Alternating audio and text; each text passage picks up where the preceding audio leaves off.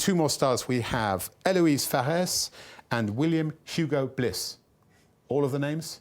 All of them. I go by Hugo, but... Great. Yes. So these two guys starred last night in Mahler's Fifth Symphony with Klaus Mahler.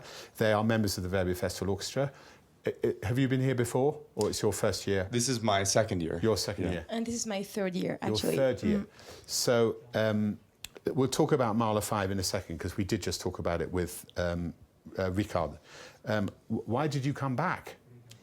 Oh, I mean, it's such a comprehensive experience, I think. For me, obviously the conductors are great, and the music is fantastic, the programs, but I think for me, the biggest thing is the people, the musicians that we get to play alongside, because we have people from all over the world with so many different styles of playing. And so from day one, you're really forced to listen, which I don't think happens in a lot of orchestras. And through listening, maybe orchestras that I've played in, but I think just to this level, because we're sort of surprised on day one, wow, that player's tone is so different from mine, or their style, or they use so much vibrato or something like that.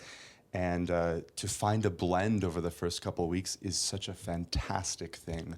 And I think we really get a kind of global sound that you might not find many other places. Yeah, and for me it's pretty the same. Like I think Verbier is something like, it's about people, it's about music for sure, but it's also about people, because when you come back, you know that you will meet your friends again, and that you will work with great conductors, and it's a social experience, as a social musical experience. I think it's for what Hugo said. But I think it's like really this social experience, and experiencing on stage, like with all the nationalities, the different styles and aesthetics, with all the people. So yeah, basically it's that. So Eloise is a harpist, and William, you are a horn player. I'm a horn player. And you played principal horn last night, and you nailed it. Oh, thank you. Eloise nailed playing the harp last night, but in the Adagietto, she was not on TV. And that's a big disappointment. I'm going to talk to the big bosses of Medici, who pay me to complain on her behalf. Joking aside. Mattia, right? Is his name? Yes. Yes. So Mattia came in here, and I asked him that question. I said, how do you bring... Go back one step. At the beginning of the Mahler Fifth yesterday, Martin Engström, who's the boss of the festival, went onto the stage and presented all the different countries of 101 people. And it's amazing, because there are people from Egypt and Brazil, and no one from Finland, which was a bit disappointing for Klaus, and no one from the United Kingdom, a bit disappointing for me. Quite a lot of French people, biggest applause in the house. Yeah. But it was really interesting. If you watch Mahler 5 from last night, you'll see that. But then I asked Mathieu, and I said to him, how do you get people who, how do you put an orchestra together when you've got, with the Orchestre de Paris, if we do an audition, we get people who are kind of from the region. But he's now from the world. And it was exactly what he said. You have to listen to each other, and you have to figure out how that works. And at the end of the concert last night, we were watching it on the stage, on the screen here, and the way that you hug each other after the concert, it feels as though you support each other to make it work. Yeah. Is that your experience? Yeah, completely. I mean, it's like I said, it's a social experience, but on stage, it's about energy. Like what I love about orchestra, and this is it, like when it starts, everyone is just like very focused on the conductor, when he will just put his arm like this, and there is this first breathing, like all together, and this is what I like the most, I think, is this first note, when there is this kind of... like this, and this is impressive. There is something that happens here which I think is really wonderful. On the side of the stage here, you can see the Medici feed in the hall. And when the concert starts, so it starts with a solo trumpet, and Klaus is just and he looks at the guy and goes, there's no kind of whatever. It's saying, I empower you to do this, to make a decision to do it as you want to do it. So there's no kind of, I've seen conductors actually conduct that.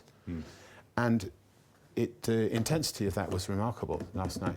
Yeah. What have been other concerts that you've enjoyed over the last few weeks or the last few years? Other concerts, you mean? Yeah. From the VFO or from all the orchestra? Everything that you've heard here, the last 3 years for you or the last 2 years for you?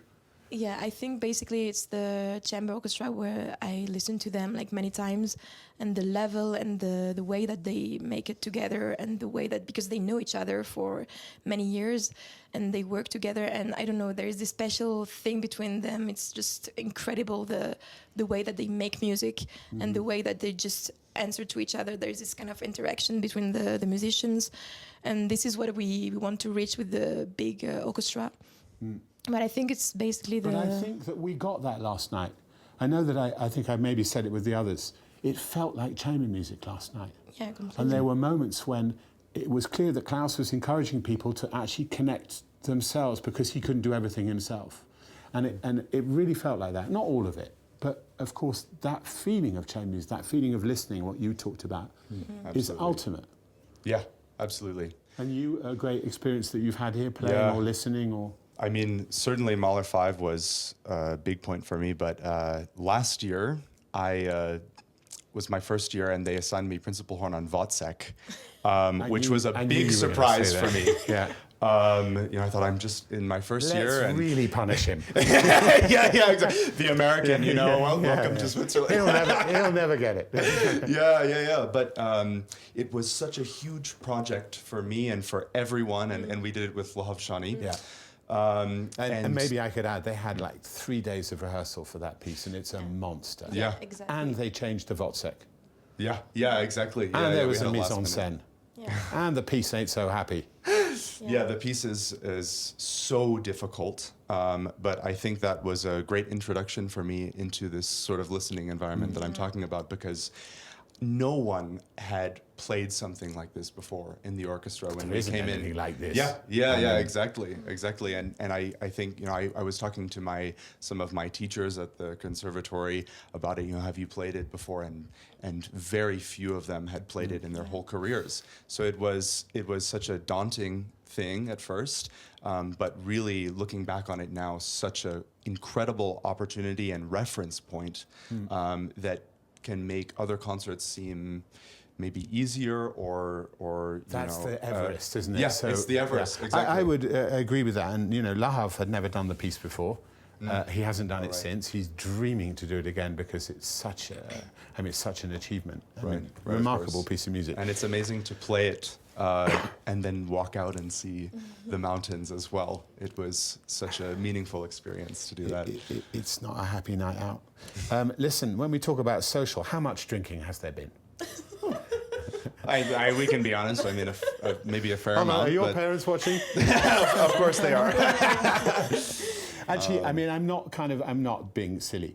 The amount of time that you spend together, the time off the stage is as important as the time on the stage, because you need each other and you need to feel that connection. Absolutely. Absolutely. Yeah. It's I would necessary. say so. Like, we can't, if we don't speak to each other, if we don't laugh, if we don't have those interactions and conversations, because sometimes we can have really deep conversations, and sometimes it's really light and really we need that. We need Silly that for is sure. fine also, by the way. To be silly is also... Certainly. Very silly, Yeah. very goofy, but it's also another aspect of the wonderful nature of having so many people from all around the world, as you can learn about their different cultures and personalities and accents, and it's really a wonderful thing, and of course contributes to the music. So before we finish, everyone says that the horn is the hardest instrument to play, but when I see you doing what you do, you've got 10 fingers and 2 feet all working at the same time. I don't have 10 fingers. We don't play with the pinky. Oh, do we not? No, we play That's just where with I went wrong. No, I'm joking. But your piece of kit, if somebody actually watches you doing your stuff in a concert, the plumbing that you have to take off all the whatever. It's a constant mess to find the water and empty it out. Yeah. But and when you show up here, there's an instrument which is given to you. You don't come here with your own harp. I have to come here with my own harp. Oh, you came here with your own harp? Yeah. Okay, so you don't have the unknown of not knowing what you're going to have. Well, it depends, because I've come with my own harp, but sometimes you have to play with the harp that they rent. Right. But yesterday when I played the Mahler 5, it was with my own harp, so I knew it, and I know the sound of it. But we don't know that. She could say anything because we never saw her, so it doesn't really matter. Listen, you guys are so inspiring, and for me, the lifeblood of this festival. You know, you have worked so hard, and yet you can deliver what you delivered last night. And incredible solos, absolutely amazing. And are you both playing on Sunday? Yes. Yes. Yeah. Easy stuff, though, right? Well, Let's say it. maybe it's never easy, but in comparison. I was being flippant. Okay, so we're going to throw to a video of